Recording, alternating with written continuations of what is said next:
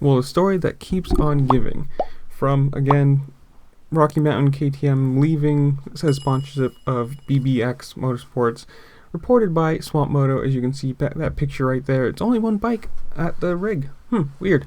Swampmoto says, reporting, personnel for BBX, including rider Max Anstie, have ended their employment with the team ahead of this weekend's race. Additionally, suspension components for the motorcycles were collected and returned to the supplier. So that leaves Max Anstie out of a ride. He was supposed to be coming back this week after his injury. Who knows what's going to go on there because he just had a baby. So are we talking another ride in supercross, motocross, maybe back over to Europe for Moto or MXGP? Who knows? But this series just keeps on going, and this comes out after only a few hours after Forrest Butler had put out his statement saying that the team's not folding and they've got another title sponsor in line and everything should be fine. And so who knows?